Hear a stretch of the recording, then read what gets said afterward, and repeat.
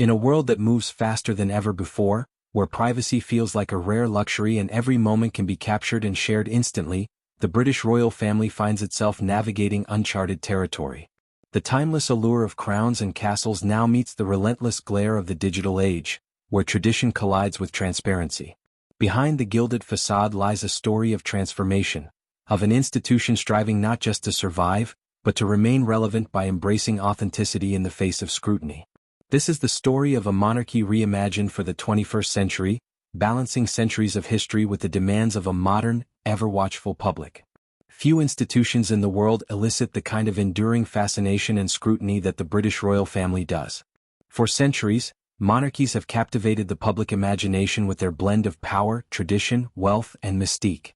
From majestic coronations to family scandals, every detail of royal life seems to invite both reverence and curiosity.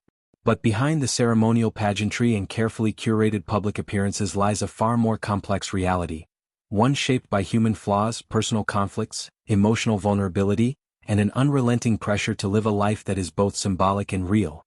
In the 21st century, this divide between the public image of the royal family and their private lives has grown increasingly hard to manage.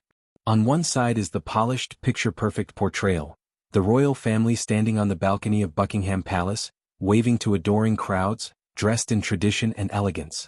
On the other is a family grappling with the same human experiences that define ordinary lives: grief, trauma, love, jealousy, mental health struggles, and the need for personal identity. While the institution demands discipline and formality, the individuals within it wrestle with how much of themselves to reveal or suppress. This dissonance, between public persona and private self, has always existed, but it is more starkly visible today than ever before.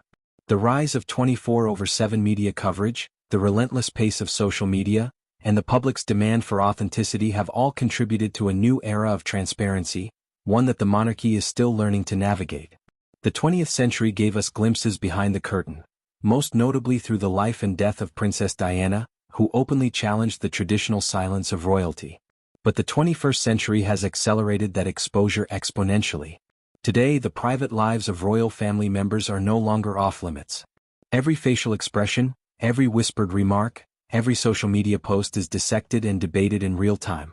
Leaked stories, tell-all interviews, paparazzi photos, and tabloid exposés compete with official statements and carefully managed public relations campaigns. This scrutiny has not only changed how we see the royals, it has forced them to change how they see themselves. In many ways, the 21st century monarchy is attempting an impossible balancing act. On one hand, it must uphold centuries of tradition, stability, and ritual, qualities that give it authority and symbolic power. On the other, it must respond to a cultural climate that increasingly values openness, emotional honesty, and individuality. Younger royals in particular are expected to be relatable and real, while still maintaining the decorum of their roles. The pressure to meet these contradictory expectations is immense and often unfair. This video is an exploration of that tension. It looks beyond the throne and the tiaras to examine what it really means to live inside the royal institution in the modern age. It asks, who are these people when the cameras are off? What do they think, feel, and fear? How do they make sense of lives that are both intensely privileged and painfully restricted? What is sacrificed in the name of duty, and is that sacrifice worth it? Rather than focusing on the official biographies or surface-level drama, this book delves into the inner worlds of key royal figures, from Queen Elizabeth II and King Charles III to William, Kate, Harry, and Meghan. It reflects on their personal struggles, intimate relationships, and individual evolutions over time. It also explores the supporting cast, Camilla's reluctant rise to prominence, Anne's quiet endurance, and the younger generation's uncertain futures. Together, their stories reveal a portrait of a family bound by legacy but also divided by the weight of expectation. Importantly, this is not a scandal-chasing exposé or a defense of the institution.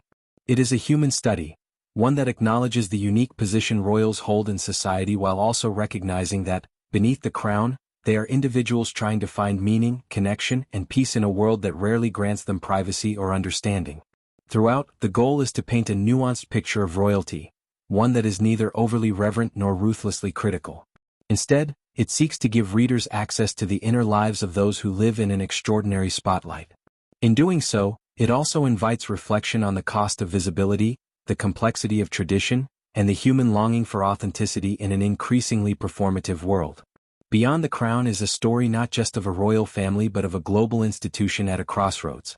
It's about what happens when the old rules no longer apply, when private pain becomes public spectacle, and when the weight of a crown becomes a deeply personal burden. It's a story of transition, of conflict, and, perhaps, of redemption. And it begins with a simple truth, that even behind the most polished image, there is always more than meets the eye.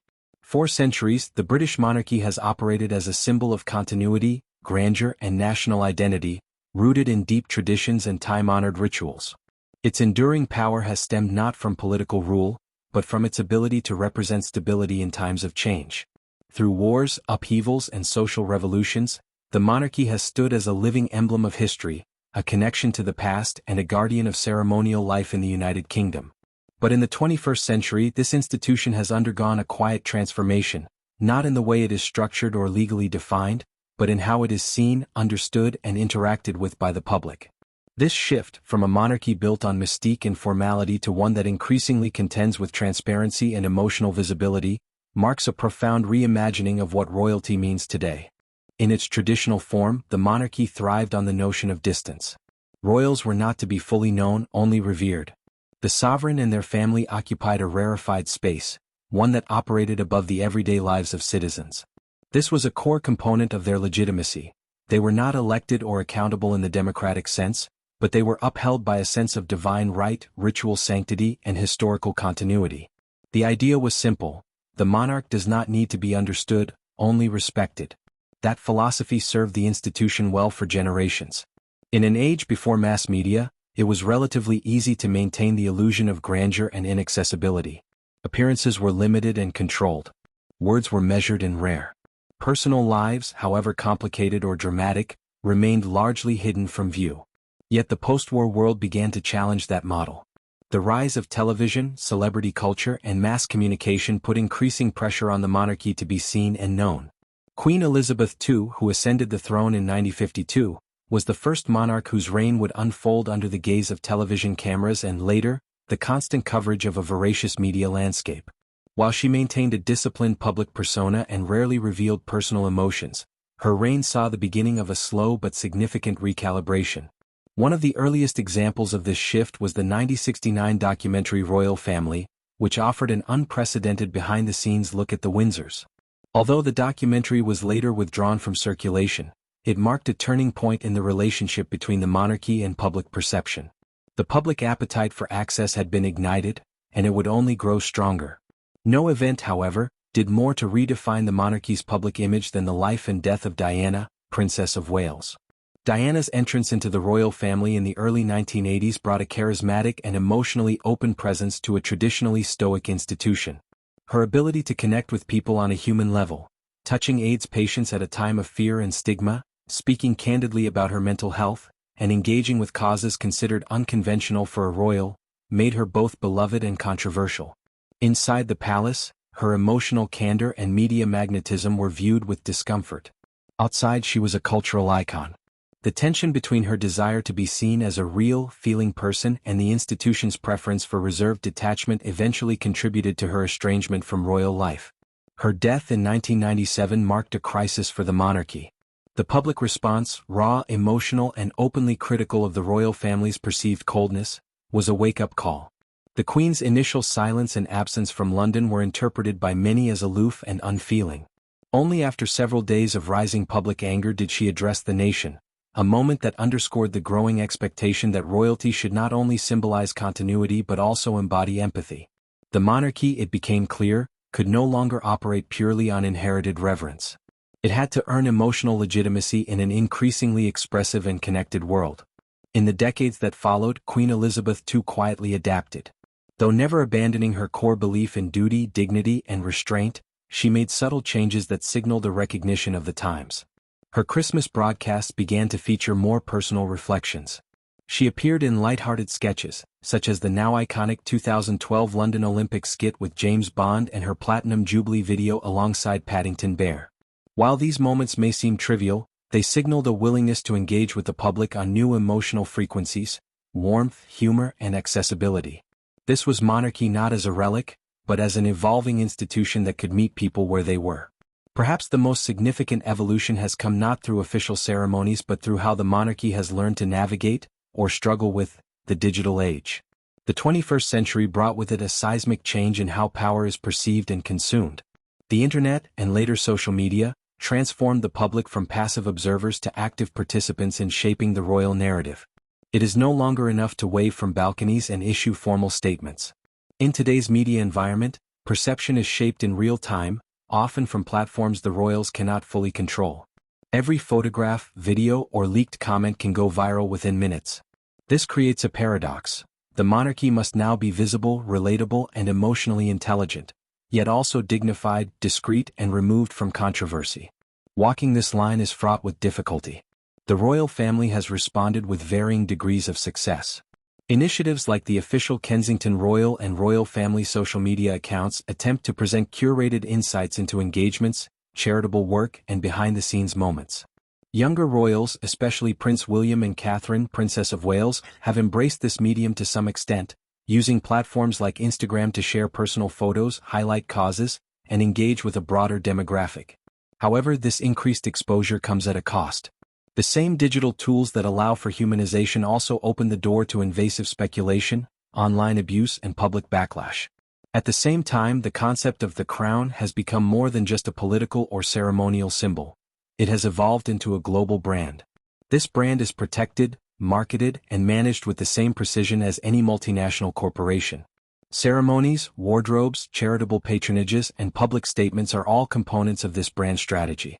Yet branding inevitably invites skepticism. When authenticity becomes part of the product, the line between sincerity and performance becomes blurry. Critics often argue that emotional openness is selectively used, strategically deployed to improve public approval or distract from controversy. Supporters contend that these glimpses into the royal family's humanity are vital in making an ancient institution relevant to contemporary audiences.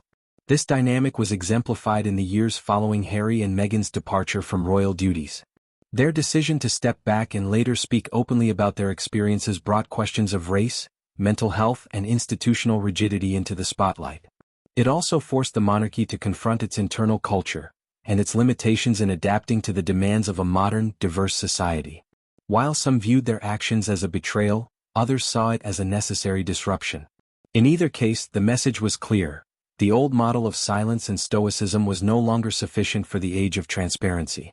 In reimagining its legacy, the monarchy is now engaged in a delicate balancing act.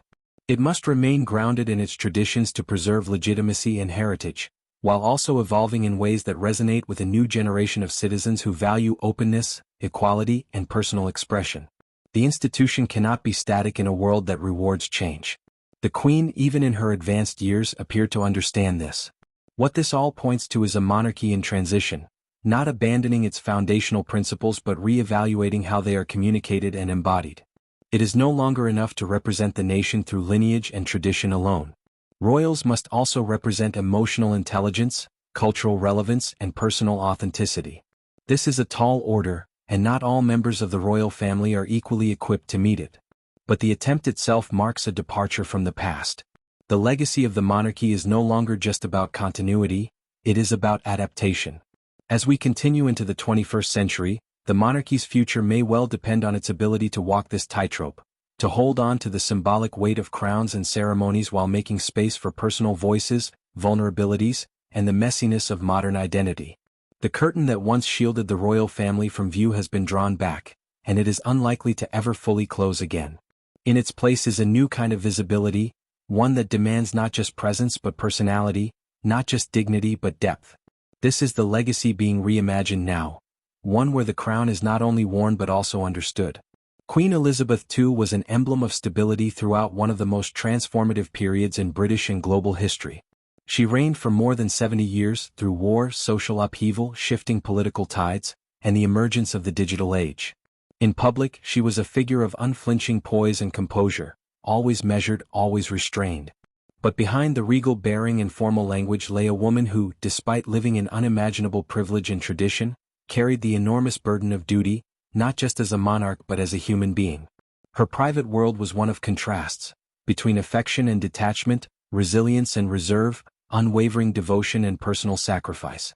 From the moment she ascended the throne in 1952, Elizabeth was cast into a role for which there was little room for emotional transparency. Her father's sudden death made her queen at the age of 25, and from then on, her personal identity was inextricably bound to the crown. She understood her role as sacred, almost spiritual, and modeled herself after a constitutional ideal rather than a modern celebrity or public servant. This meant guarding her emotions, projecting stability, and maintaining distance, even from those closest to her. The demands of the position did not allow for personal indulgence. Her private persona, as those who knew her often describe, was warm, witty, and perceptive, but only within the tight circle of trusted companions. To the outside world, even to some of her own family, she could seem remote.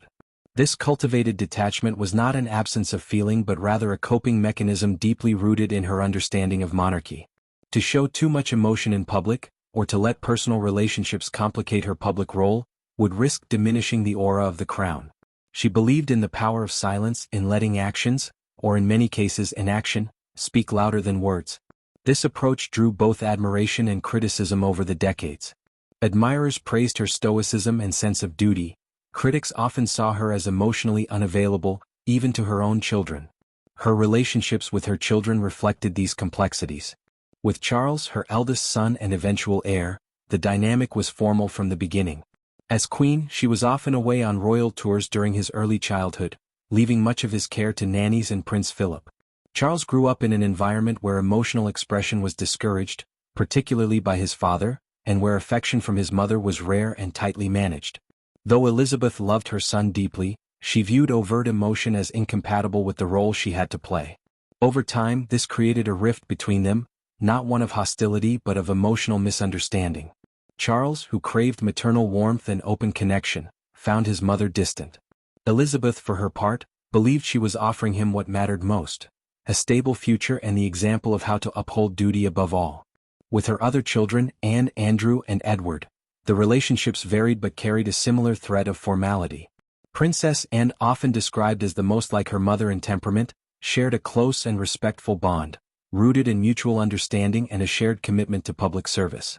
Andrew, whose later scandals would put the monarchy under intense pressure, was believed to have been a favorite in his early years, though the Queen never publicly acknowledged such distinctions. Edward, the youngest, benefited from Elizabeth's more relaxed approach in her later years, when the pressures of early reign had softened and the Queen had grown more comfortable in balancing her roles as monarch and mother. The Queen's role as a grandmother allowed a rare window into a more personal and affectionate side. Those close to the family often remarked that Elizabeth seemed to blossom around her grandchildren, especially as she aged. With Prince William and Prince Harry, she shared moments of both guidance and genuine fondness. William, being second in line to the throne, was always treated with a sense of destiny and responsibility, but their relationship was one of quiet support rather than pressure. With Harry, the bond was reportedly more relaxed, even playful. Elizabeth's sense of humor, often hidden from public view, was more evident with her grandchildren. She loved dogs, horses, and the countryside, and these passions became shared spaces of comfort and joy within the family, away from public scrutiny. Still, the Queen's core belief in discretion meant that even her closest relationships were shaped by a degree of restraint. Her emotional center was not something she often revealed, even during the most trying periods of her reign. One such crisis was the death of Diana, Princess of Wales, in 1997. A moment that tested the Queen's values against a nation's raw grief. In the immediate aftermath, the Queen remained at Balmoral with her grandchildren, William and Harry, shielding them from the media. She did not return to London or speak publicly for several days, a decision that drew fierce criticism and left many questioning her empathy. What the public could not see, however, was the grandmother focused on comforting two grieving boys, and a woman unsure of how to mourn publicly for a daughter-in-law who had often challenged the very institution she led. Her eventual televised address, calm and composed, did much to steady the nation. But it also marked a turning point. The monarchy and Elizabeth herself had to become more emotionally accessible. Other crises in her later reign revealed how Elizabeth coped with pressure and change. During the explosive fallout of Prince Andrew's association with Jeffrey Epstein and the subsequent lawsuit, the Queen moved decisively yet privately. While she never commented publicly, she quietly stripped Andrew of his royal titles and responsibilities, signaling her resolve to preserve the monarchy's dignity, even at the expense of her personal feelings. The balancing act between maternal instinct and sovereign judgment was perhaps one of her most painful. The departure of Prince Harry and Meghan Markle from royal duties in 2020 marked another critical test. The Queen maintained a publicly neutral tone throughout the controversy, even after their candid interview with Oprah Winfrey, in which they shared personal grievances and allegations of racism within the royal household. In response, Elizabeth issued a short but carefully worded statement. Recollections may vary. In just 3 words, she managed to acknowledge the seriousness of the claims without undermining the institution. Privately, insiders suggested that she was saddened by the rift but hopeful for reconciliation. Her reaction was consistent with her character, measured, strategic, and always protective of the monarchy's image, even when facing family heartbreak. Then came the COVID-19 pandemic, which presented a very different kind of challenge. At a time when global leadership faltered and uncertainty spread, the Queen delivered a rare national address that resonated widely. In her speech, she evoked wartime memories and reassured the nation with quiet strength, ending with the memorable phrase, "We will meet again." It was not just a public relations gesture, it was a profound moment of emotional leadership. Behind the scenes, she lived in relative isolation with Prince Philip at Windsor Castle, continuing her duties through video calls well into her 90s. Her stoicism during lockdown, and her willingness to adapt to the realities of a pandemic-stricken world, underscored her deep-seated commitment to service. The Queen's inner world, as described by those who worked closely with her, was a place of immense discipline, understated humor, and quiet emotional intelligence. Former aides often remarked on her incredible memory, her attention to detail, and her ability to remain composed in the most unpredictable circumstances. While her public speeches were rare and carefully scripted, she was reportedly lively and talkative in private, especially with those she trusted. Her love of animals, particularly her corgis and horses, provided genuine joy and comfort. The rituals of daily life, from structured meals to handwritten correspondence, gave her stability in a role that rarely allowed for spontaneity. What emerges from these reflections is a portrait of a woman who embodied monarchy not merely as a job but as a lifelong vocation. She believed deeply in the power of example, of showing up, staying silent when necessary, and letting time be the final judge. Her emotional reserve was not a sign of coldness but a carefully constructed boundary, one designed to protect not just herself, but the institution she devoted her life to. Queen Elizabeth II's private world was governed by the same principles that shaped her public reign: duty, devotion, and a sense of distance necessary to bear the weight of history. Her humanity was often glimpsed in fleeting moments: a smile shared with a child, a tribute to a fallen soldier, a pause during a national crisis. She may never have written memoirs or sat for a tell-all interview, but in the quiet consistency of her presence, she left a legacy of emotional endurance, dignity, and grace under pressure. Her inner life, though guarded, was rich in meaning, a reflection of a woman who lived not for herself but for something far greater. Prince Charles's journey from heir apparent to King Charles III was one of the longest and most scrutinized transitions in royal history. For more than 7 decades, he lived in the shadow of a mother whose reign defined modern monarchy. In that prolonged wait, Charles was both shaped and constrained by the role he was born into. Beneath the surface of public appearances, his life was marked by emotional complexity, personal contradictions, and an evolving desire to reconcile his identity with his destiny. The man who is now king had to navigate a labyrinth of duty, family expectation, and inner longing, often silently and sometimes controversially. From early childhood, Charles was brought up in a world where emotional expression was not encouraged. His upbringing reflected the British aristocratic values of the time: stiff upper lip, obedience, and self-control. Queen Elizabeth II and Prince Philip were devoted parents in their own ways, but they were also products of their era and roles. Charles was raised more by nannies and tutors than by his parents. His father, Prince Philip, was a domineering figure who saw emotional resilience as a critical virtue and sought to toughen Charles through a strict, often unforgiving lens. The decision to send the sensitive young prince to Gordonstown, a Spartan boarding school in Scotland that Philip had attended, was emblematic of this approach. Charles later described the experience as deeply miserable, marked by bullying and emotional isolation. These early experiences instilled in Charles a kind of emotional restraint that would characterize much of his adult life. While he felt deeply, he was slow to reveal it. The public often perceived him as awkward, cerebral, and aloof, especially when compared to the more charismatic figures who surrounded him, like Diana or later, his sons. Yet those who knew him personally often spoke of his warmth, humor, and intense curiosity. He read widely, thought deeply, and felt the burdens of his destiny in a profound way. The challenge was that few beyond his inner circle ever saw that side of him. For much of his life, Charles seemed trapped between his public duty and his private yearning to be understood. Perhaps the most defining chapter of Charles's private life, and its public consequences, was his relationship with Camilla Parker Bowles. Their connection began in the early 1970s, long before either of them married their respective spouses. Though they shared an enduring bond, the timing and circumstances of their lives prevented them from being together openly for decades. Royal expectations, particularly the need for Charles to marry a suitable bride, led to his union with Lady Diana Spencer, a match that was from the outset more symbolic than romantic. The marriage brought 2 sons and immense public attention, but behind palace walls, it was emotionally fractured. Diana and Charles were mismatched in temperament and expectations. Diana sought emotional intimacy and empathy. Charles, conditioned by reserve and duty, struggled to provide it. As their marriage deteriorated, the relationship between Charles and Camilla rekindled, leading to what became one of the most sensational scandals in modern royal history. The release of private tapes, dubbed Camilla Gate, confirmed the affair and subjected Charles to global ridicule. His reputation suffered enormously, especially in contrast to Diana's immense popularity. He was portrayed as cold, unfaithful, and out of touch. Yet through the firestorm, Charles remained quietly committed to Camilla. Over time and with immense effort, he rehabilitated both her image and his own. Their eventual marriage in 2005 marked not just a personal milestone but a public reckoning. A recognition that the royals were capable of complicated love, regret, and second chances. Camilla, once vilified, slowly became accepted, and even appreciated, for her down-to-earth manner and steady support of Charles. Their relationship, built on decades of adversity, grew into a partnership that exemplified endurance, resilience, and authenticity.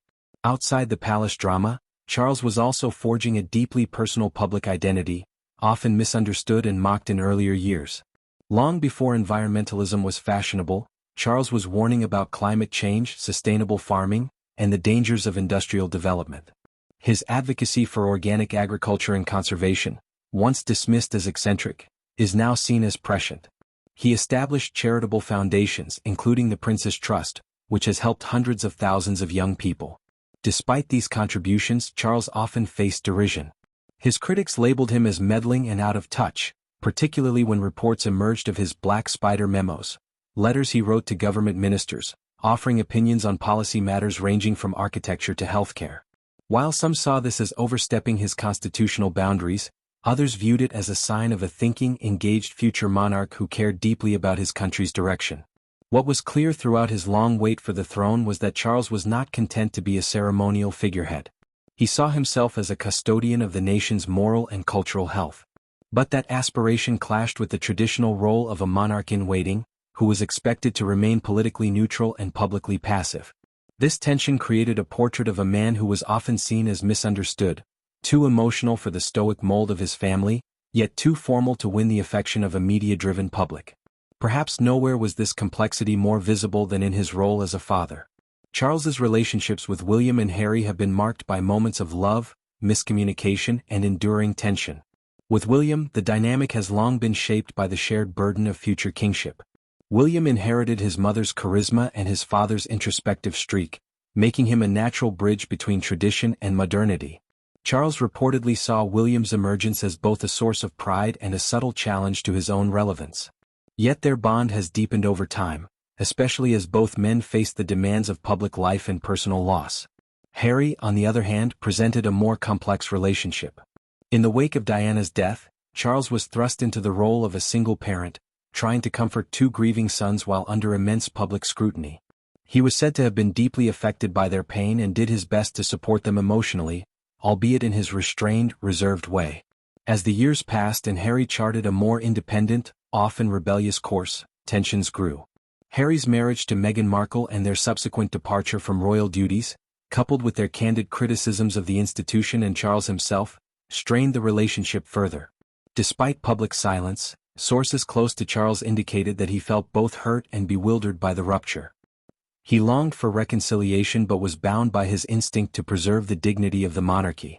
What remained consistent throughout these trials was Charles's enduring hope that the institution he would one day lead could evolve, that the monarchy might become more open, more engaged, and more in tune with the challenges of a new era. In many ways, his private life, with all its heartaches and controversies, reflected the broader tensions facing the royal family in the 21st century. The collision between tradition and change, between inherited duty and personal fulfillment, defined not only Charles's biography but the fate of the monarchy itself. When he finally ascended the throne, it was not with youthful vigor or radical promises, but with a quiet sense of arrival. His reign began with the weight of history on his shoulders, tempered by a lifetime of reflection. Charles III stepped into the role not as a distant symbol, but as a deeply human figure, scarred, seasoned, and sincere. His long wait gave him something rare in monarchy: depth.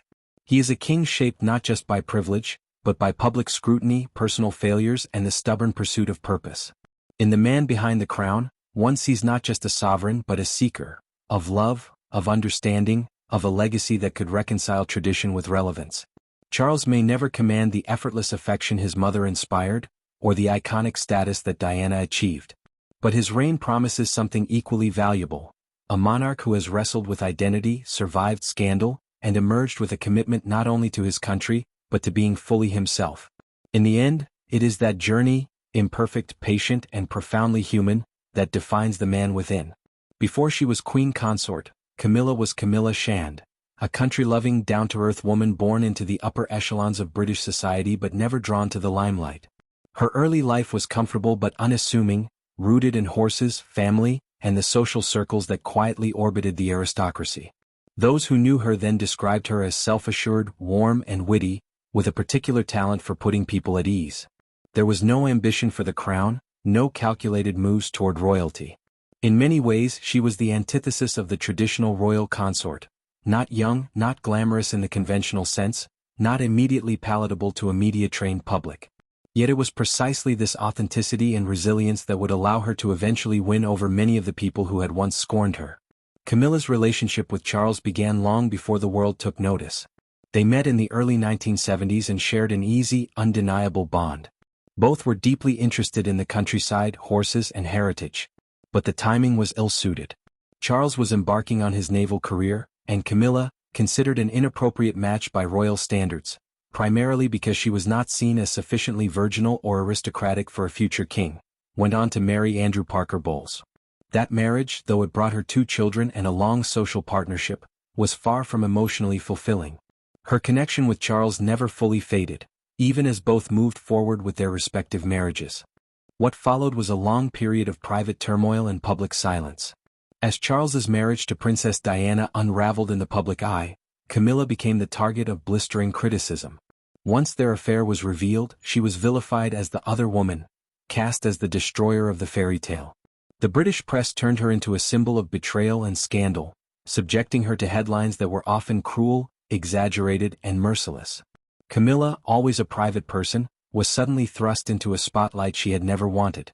4 years she endured the vitriol mostly in silence, choosing to retreat rather than fight back, even as public sympathy overwhelmingly sided with Diana. It was not just the tabloids that rejected her. The British public and even many within royal circles did not want her anywhere near the throne. For a long time, Camilla was kept at a formal distance, making only carefully orchestrated appearances, often entering through back doors and leaving before photographers arrived.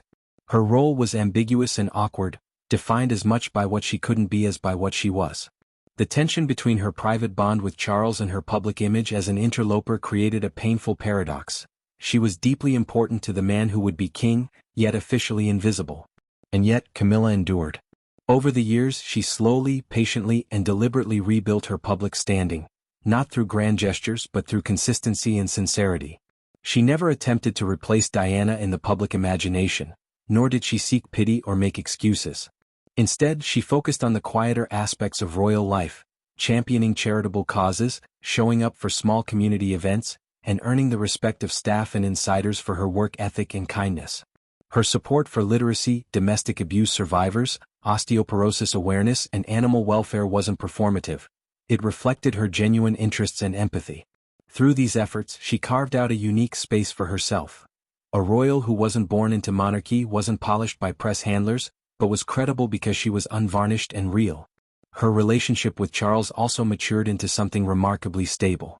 In contrast to the often turbulent royal marriages of the past, theirs was grounded in shared values, deep familiarity and mutual support. Charles leaned on her for counsel, humor and emotional stability. She, in turn, gave him the room to be himself, eccentric, thoughtful, sometimes impatient, without judgment. Their partnership became a model of what a modern royal marriage could be, not a spectacle but a sanctuary. When they finally married in 2005, it was a moment of quiet triumph for both of them, though the wedding itself was modest by royal standards. A civil ceremony followed by a blessing at St. George's Chapel. The decision to keep it low-key was deliberate. They knew the wounds of the past were still raw for many, and they approached their union with a blend of humility and caution. Camilla was given the title Duchess of Cornwall, rather than Princess of Wales, out of respect for Diana's memory. It was a careful dance between honoring history and embracing a new chapter. As the years passed and public sentiment began to soften, Camilla's role expanded. She took on more royal duties, represented the crown at home and abroad, and became an increasingly visible figure in the monarchy's ecosystem. Her style remained understated, often choosing simple clothes, speaking in measured tones and avoiding controversy. But her influence grew. Behind the scenes, she became a trusted sounding board for Charles and a quiet presence in family matters. She also developed relationships with other senior royals, including Queen Elizabeth II, who over time came to appreciate her steadfastness and loyalty. One of the most symbolic turning points came in 2022, during the Queen's Platinum Jubilee celebrations. In an official statement, Elizabeth II expressed her sincere wish that Camilla be known as Queen Consort when Charles became king. It was a gesture that stunned many, not just for its public nature, but for the clarity it offered after years of ambiguity. For Camilla, it was a form of validation, not only for her patience and dedication but for her place in the future of the monarchy. It did not erase the past, nor did it ask the public to forget. But it marked a formal acceptance that she had earned her place, not by entitlement but by quiet endurance. Becoming Queen Consort was never Camilla's goal, but when it arrived, she accepted the role with the same pragmatism and grace that had defined her journey.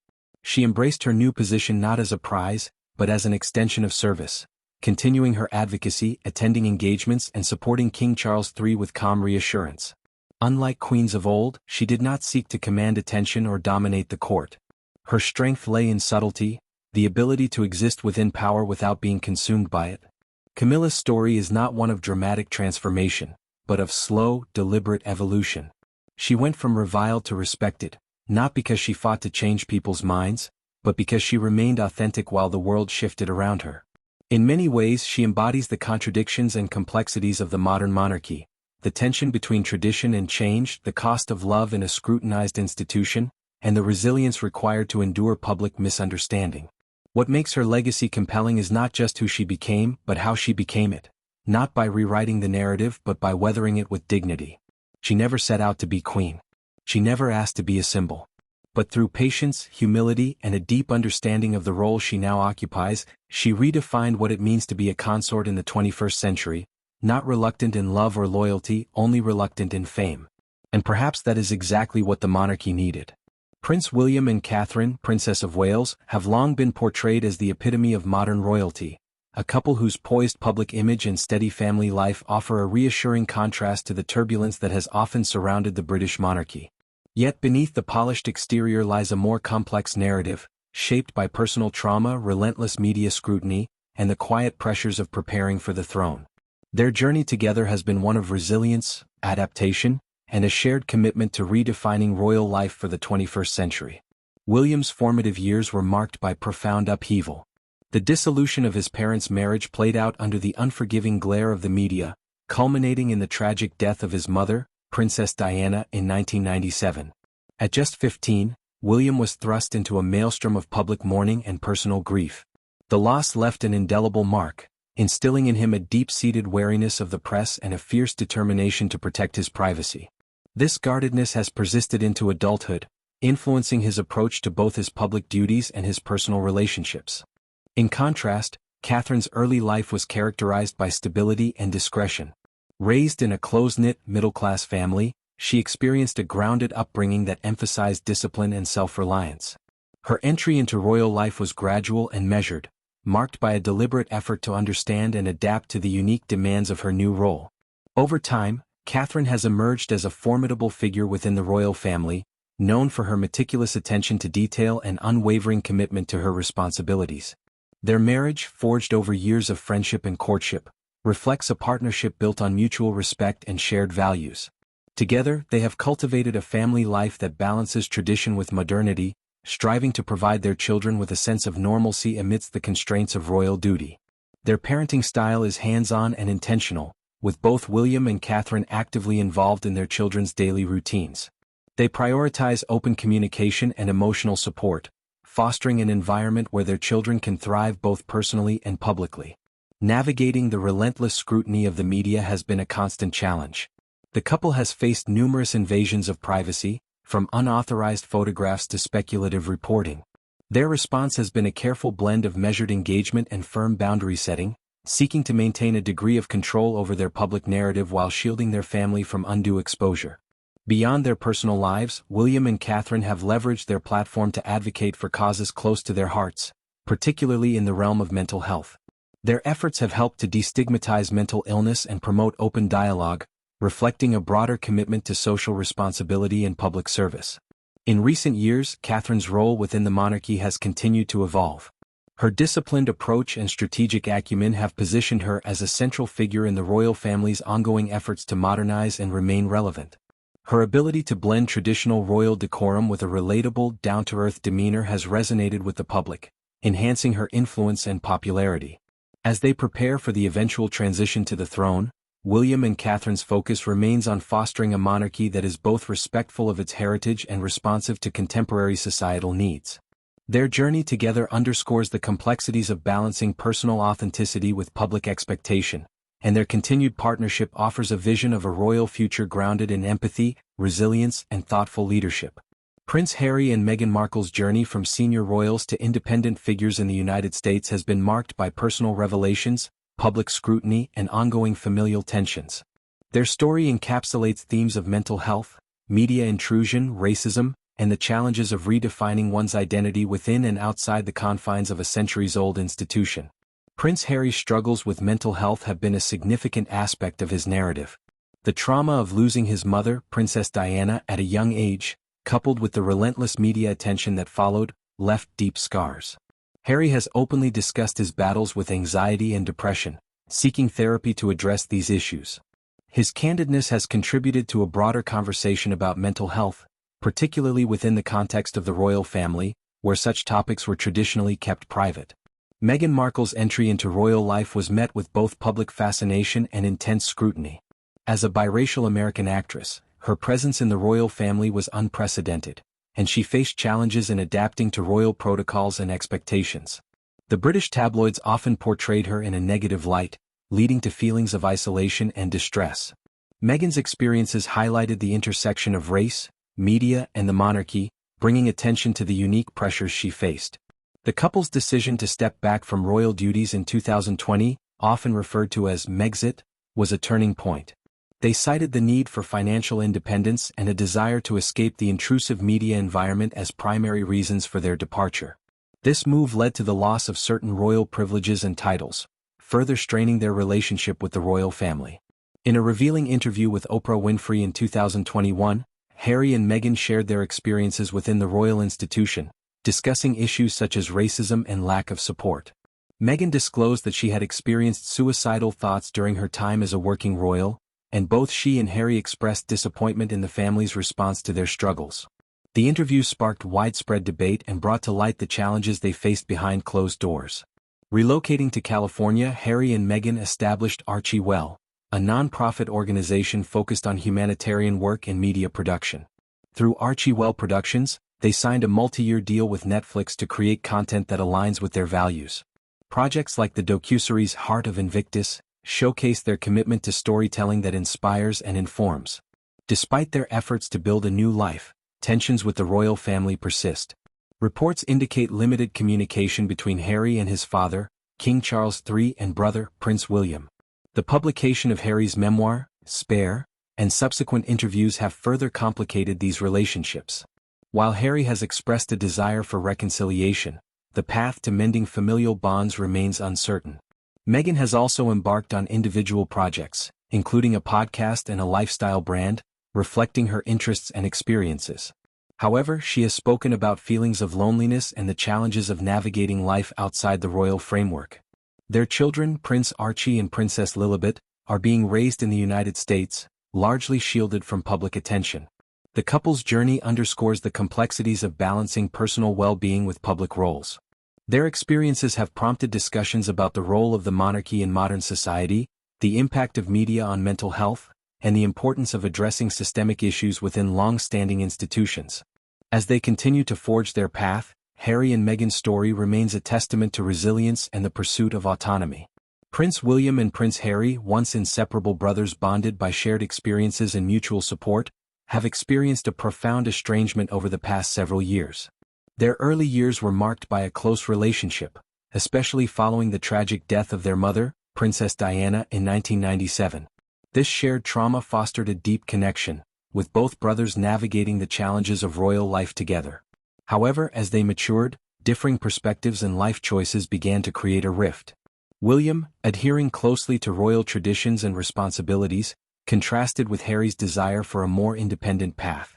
The introduction of Meghan Markle into Harry's life further highlighted these differences. Reports suggest that William expressed concerns about the pace of Harry's relationship with Meghan, leading to tensions between the brothers. The situation escalated following Harry and Meghan's decision to step back from royal duties in 2020. Public interviews in Harry's memoir, Spare, revealed personal grievances and allegations, including a claim of a physical altercation between the brothers. These revelations deepened the divide, with trust eroding on both sides. Attempts at reconciliation have been minimal and largely unsuccessful. While there have been brief public appearances together, such as during Queen Elizabeth II's funeral in 2022, substantive communication remains limited. Recent comments by William, referring to families as a mixed bag, have been interpreted as subtle acknowledgments of the ongoing tensions. Amidst this backdrop, other members of the royal family have continued their duties, often away from the public eye.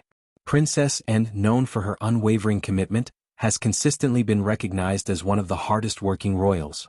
Her dedication to public service and a preference for privacy have earned her respect and admiration. Princesses Beatrice and Eugenie, daughters of Prince Andrew and Sarah Ferguson, have also navigated their roles within the royal framework. While not senior working royals, they have taken on increased responsibilities, particularly in light of the monarchy's evolving structure. Their involvement in charitable endeavors and public engagements reflects a commitment to service, balanced with personal careers and family life. The ongoing dynamics within the royal family underscore the complexities of balancing tradition, personal aspirations, and public expectations. As the monarchy continues to adapt to modern challenges, the roles and relationships of its members remain subjects of public interest and scrutiny. Prince Andrew, once celebrated for his military service and royal engagements, experienced a dramatic fall from grace due to his association with convicted sex offender Jeffrey Epstein. His 2019 BBC Newsnight interview, intended to clarify his relationship with Epstein, was widely criticized for its lack of empathy and credibility. The public backlash led to his withdrawal from royal duties and the loss of various patronages. Further damaging his reputation were allegations from Virginia Giuffre, who accused him of sexual misconduct during her teenage years. Although a financial settlement was reached in 2022, the scandal left an indelible mark on the monarchy's image. Within the royal family, responses varied. While his ex-wife Sarah Ferguson and daughters Beatrice and Eugenie offered support, others, like Prince William, reportedly advocated for his permanent exclusion from royal life. This episode underscored the challenges the monarchy faces in maintaining public trust amidst personal controversies. In contrast, the younger generation of royals is being raised with a blend of tradition and modernity. Prince William and Princess Catherine prioritize instilling values such as kindness, respect, and honesty in their children, George, Charlotte, and Louis, over strict adherence to royal protocols. They aim to provide a semblance of normalcy, balancing public duties with private family life. Similarly, Prince Harry and Meghan Markle focus on nurturing a grounded upbringing for their children, Archie and Lilibet, emphasizing emotional well-being and shielding them from excessive media scrutiny. Both families are acutely aware of the digital age's challenges, striving to protect their children from the pitfalls of social media and public exposure. This approach reflects a broader shift within the monarchy, aiming to adapt to contemporary societal values while preserving its core traditions. The roles of royal women in the British monarchy have evolved significantly over time, reflecting broader societal changes and personal choices. Figures like Catherine, Princess of Wales, Meghan, Duchess of Sussex, Queen Camilla, and Princess Anne have each navigated their positions uniquely, balancing tradition, personal identity, and public expectation. Catherine, often seen as embodying the traditional royal consort, has gradually taken on more prominent public roles. Her initiatives, such as the Shaping Us campaign focusing on early childhood development, demonstrate a commitment to issues beyond ceremonial duties. Despite facing personal health challenges, including a recent battle with cancer, Catherine continues to fulfill her responsibilities with resilience. Her increasing visibility and influence suggest a preparation for her future role as queen consort. Meghan's entry into the royal family marked a departure from tradition. As a biracial American actress, her presence brought diversity but also intensified media scrutiny. Studies have highlighted the unequal treatment she received compared to Catherine, with media biases influencing public perception. Meghan's candid discussions about mental health and her experiences within the royal institution have sparked important conversations about race, identity, and the pressures of royal life. Queen Camilla's journey from a controversial figure to a respected consort illustrates the complexities of public opinion and redemption. Initially criticized for her relationship with Prince Charles during his marriage to Diana, Camilla has since taken on numerous charitable roles and maintained a supportive presence within the royal family. Her transformation underscores the potential for change and acceptance within the monarchy. Princess Anne, known for her steadfast dedication, represents the epitome of royal duty. Often referred to as the hardest-working royal, she has consistently carried out numerous engagements without seeking the limelight. Anne's commitment to service and her preference for privacy have earned her respect and admiration, highlighting a model of understated influence. The emotional labor undertaken by these women, often termed soft power, plays a crucial role in shaping the monarchy's public image. Through empathy, diplomacy, and advocacy, they address societal issues and connect with the public on a personal level. This form of influence, while less visible than formal authority, is instrumental in maintaining the monarchy's relevance and relatability. Navigating feminism within the patriarchal structure of the monarchy presents inherent challenges. While the institution is steeped in tradition, these royal women have found ways to assert their agency and champion causes aligned with gender equality. Their efforts reflect a gradual shift towards a more inclusive and progressive royal family. Historically, mental health was a taboo subject within the royal family, often shrouded in silence and stigma. Princess Diana's openness about her struggles with bulimia and depression in the 1990s marked a significant departure from this norm. Her candidness not only humanized her but also brought mental health issues into the public discourse, encouraging others to seek help. Diana's legacy continues through her sons, Princes William and Harry, who have both spoken openly about their mental health challenges. Their initiative, Heads Together, launched in 2016, aims to change the conversation around mental health and promote well-being. By sharing their personal experiences, they have helped destigmatize mental health issues and advocate for accessible support systems. The royal family's evolving approach to mental health reflects broader societal changes and a recognition of the importance of emotional well-being. While challenges remain, the increased openness and advocacy signify a positive shift towards a more compassionate and understanding institution. The relationship between the British royal family and the media has always been complex, fraught with a mixture of fascination, strategic management, and conflict. The royal institution exists under a relentless spotlight, with public curiosity bordering at times on intrusive obsession. This dynamic has shaped both the family's public image and their private lives in profound ways, making media strategy an essential yet delicate balancing act. For decades, royal press strategies have revolved around controlling narratives through carefully timed leaks, discreet pacts, and subtle manipulation of media outlets. The palace has often engaged in behind-the-scenes dealings with select journalists to manage the flow of information, seeking to shape public perception while safeguarding the monarchy's dignity. These arrangements serve multiple purposes. They can protect sensitive family matters, preempt damaging stories, or highlight positive initiatives. However, this balancing act is precarious, as missteps or unauthorized disclosures can quickly spiral into public relations crises. Despite these strategies, the royal family has faced relentless challenges from the tabloid press, notorious for their aggressive tactics and sensationalist coverage. Privacy invasions, ranging from paparazzi stakeouts to unauthorized publishing of personal photographs, have been a persistent problem. Several members of the family have pursued legal action in attempts to stem these incursions, with mixed results.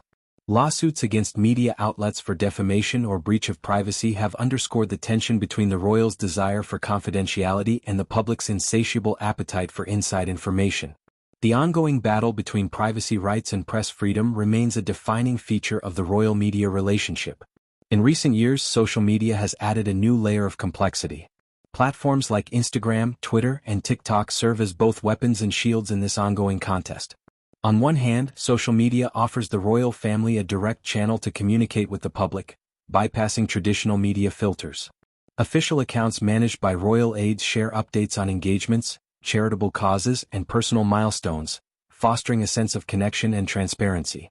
These platforms also enable members like Prince Harry and Meghan Markle to craft their own narratives, sharing personal insights and countering negative press. Conversely, social media also exposes the family to intensified scrutiny, trolling, and misinformation. The speed and reach of digital platforms mean rumors and hostile commentary can spread instantaneously, sometimes escalating into online harassment campaigns.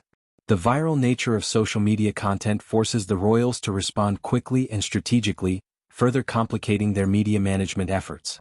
This digital double-edged sword necessitates a constant balancing act between openness and protection. Behind the scenes, coping with the relentless media gaze involves a combination of professional support, personal resilience, and private strategies. The royal household employs communications teams adept at crisis management and message control, working tirelessly to anticipate media trends and mitigate fallout. At a personal level, family members rely on close confidants, advisors, and trusted staff to navigate the emotional toll of public life. The pressures of constant scrutiny demand strong mental health support and a carefully maintained separation between public duties and private moments. Turning away from the public glare, the private rituals and everyday life within the palace walls reveal a contrasting world marked by routine, intimacy, and tradition. The daily rhythms of the royal household are punctuated by familiar rituals that ground its members amid their extraordinary public roles. Mornings and evenings follow a blend of formality and comfort, with carefully orchestrated schedules that accommodate both official engagements and personal time. Food plays a significant role in this private sphere. Meals are often a blend of traditional British cuisine and the personal tastes of individual family members, with an emphasis on quality and health. The palace kitchens are staffed by expert chefs who prepare dishes ranging from simple breakfasts to elaborate dinners for state occasions. Family meals provide rare moments of togetherness and respite from the public eye. Holidays and personal hobbies offer additional windows into the private lives of royals. Whether at Balmoral Castle, Sandringham, or Windsor, vacations are cherished opportunities for relaxation and bonding. Activities vary widely, from horseback riding and hiking to art collecting and charitable work. These pursuits allow royals to express individuality and nurture well-being beyond their formal responsibilities. Personal staff play an indispensable role in maintaining the household's smooth operation and preserving the family's privacy. From valets and ladies-in-waiting to private secretaries and security personnel, these trusted individuals form an intimate support network. Their discretion and professionalism ensure that the royal family can enjoy moments of normalcy amid the pressures of public life. Private moments are carefully guarded and often occur in secluded parts of the vast palace complexes. Hidden rooms, private gardens, and exclusive retreats provide sanctuary from the outside world. These spaces are places of reflection, relaxation, and personal connection, away from the demands of protocol and publicity. Religion and faith continue to hold profound significance within the monarchy, shaping both public ceremonies and personal practices. As Supreme Governor of the Church of England, the monarch leads important religious observances, yet the spiritual life of the family is also deeply personal. Regular worship, prayer, and reflection offer grounding and solace amid the responsibilities and challenges of royal life. These practices reinforce a sense of duty, continuity, and purpose that transcend public roles. The interplay between media exposure and private rituals encapsulates the paradox of royal existence in the modern era.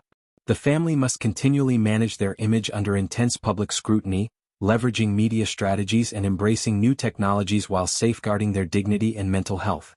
Simultaneously, their private lives are sustained by long-standing traditions, intimate routines, and personal faith, providing stability and meaning within a uniquely demanding context. This delicate balance shapes both the perception and reality of monarchy in the 21st century. Living as a member of the British royal family is often seen as the epitome of privilege and prestige, yet beneath the surface lies a profound cost that is seldom fully understood by the public. The crown, while symbolizing honor and tradition, carries with it an immense burden of duty, isolation, and personal sacrifice that deeply affects the mental and emotional well-being of those who bear it. From an early age, royals are indoctrinated into a world governed by strict protocols and expectations. Their lives are carefully curated and constantly monitored, leaving little room for spontaneity or privacy. The immense pressure to uphold the monarchy's image, preserve tradition, and serve the nation creates a relentless environment where personal needs are frequently subordinated to public duty. This dynamic can foster feelings of isolation, as members of the family find themselves cut off from ordinary experiences and friendships that most people take for granted. The mental and emotional toll of this lifestyle is substantial.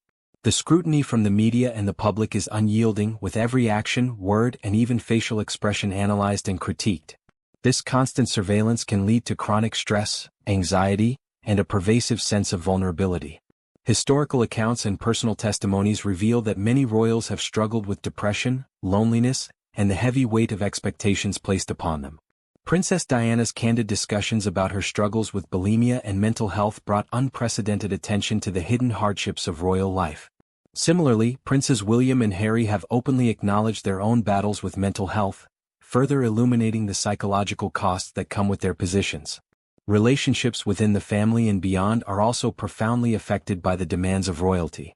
The commitment to duty often supersedes personal desires, resulting in strained family dynamics and difficult sacrifices. For example, the complex relationship between Princes William and Harry illustrates how diverging responses to royal obligations and media scrutiny can create rifts, exacerbated by differing visions of personal freedom and public service. Marriages and partnerships are similarly tested by the rigors of royal life. The need for discretion, the intrusion of the press, and conflicting schedules make maintaining intimacy and emotional support a formidable challenge. Moreover, the sacrifices made to wear the crown extend beyond personal relationships. Royals frequently forfeit anonymity, autonomy, and many aspects of normal life. From childhood, they are trained to suppress personal ambitions and desires in favor of collective responsibility.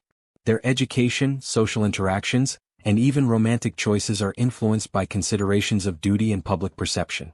The future monarchs and their families face the daunting reality that their every step will be scrutinized for decades, limiting their ability to live freely and authentically.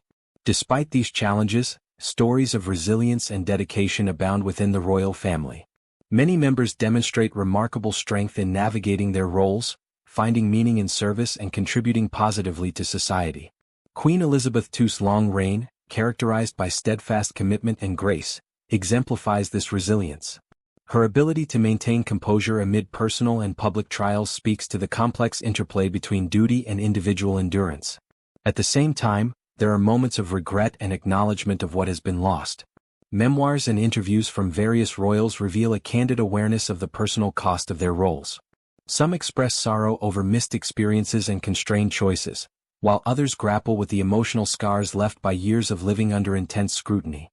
These reflections humanize the institution, reminding the public that behind the regal facade are individuals coping with the profound implications of their inherited roles. The cost of royalty is a multifaceted phenomenon encompassing privilege and hardship, public adoration and private loneliness, honor and sacrifice. It reveals a nuanced portrait of life within one of the world's most enduring institutions, a life marked not only by tradition and ceremony but also by deep personal challenges that shape the identities and experiences of those who wear the crown. The British royal family stands at a crossroads in the 21st century, facing an era defined by unprecedented transparency, shifting societal values, and evolving public expectations. The institution, steeped in centuries of tradition and ceremony, is increasingly challenged to reconcile its historic roles with the demands of modern authenticity. As the monarchy moves forward, the future of the royal family, both in their public duties and private lives, hinges on this delicate balance between preservation and adaptation. In the past, the monarchy thrived on a carefully curated image, with strict boundaries between public persona and private reality. Secrecy and formality were tools used to maintain mystique and authority. Yet today, such opacity is no longer tenable. The advent of social media, the 24-hour news cycle, and a public appetite for genuine connection have rendered traditional royal discretion less effective. People crave not just spectacle but sincerity, an authentic glimpse into the lives of those who represent them. The challenge for the monarchy is to embrace this transparency without sacrificing dignity or becoming vulnerable to relentless scrutiny. Authenticity for the modern monarchy means presenting a version of royal life that resonates as genuine and relatable while honoring the unique responsibilities their roles entail. It requires openness about struggles and imperfections, showing that beneath the crowns are individuals shaped by the same emotions, challenges, and aspirations as the public they serve. The willingness of figures like Princes William and Harry to speak openly about mental health, or the candid reflections shared by other family members, mark a significant shift toward this new form of royal engagement. This authenticity also necessitates a reimagining of the monarchy's role in society. No longer can it rest solely on inherited privilege or ceremonial grandeur.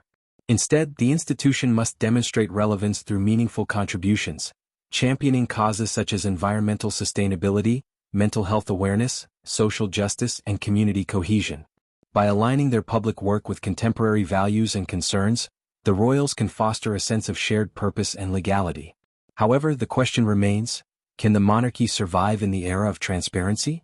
The answer is not straightforward. Transparency exposes vulnerabilities, inviting criticism and challenging long-held traditions. Yet it also offers an opportunity for renewal. Institutions that evolve to meet the demands of their time often emerge stronger and more resilient. The monarchy's survival depends on its ability to balance openness with the preservation of certain dignities and protocols that confer its unique status. It requires leaders who are both adaptive and steadfast, capable of navigating change while maintaining continuity. The younger generation of royals, raised in this digital and interconnected age, are central to this evolution. Their approach to public life, marked by greater accessibility, advocacy, and self-expression, signals a move toward a more inclusive and modern monarchy. Their navigation of personal and public boundaries will likely shape how the institution is perceived and sustained in years to come. Yet amid these transformations, it is vital to remember the humanity behind the royalty. Beneath the pomp and circumstance are individuals who experience love, loss, joy, and pain. Their personal stories, of duty and sacrifice, resilience and regret, remind us that monarchy is not merely an abstract institution but a living, breathing entity composed of people. Recognizing this humanity fosters empathy and a more nuanced understanding of the complex roles they fulfill. In reflecting on the crown reimagined, one sees a monarchy striving to honor its past while courageously engaging with the present and future. It is an institution at once steeped in tradition and dynamically evolving, seeking to remain a meaningful symbol in a world that values authenticity, transparency, and connection. The royal family's journey is a testament to the ongoing dialogue between history and modernity, between public expectation and private reality.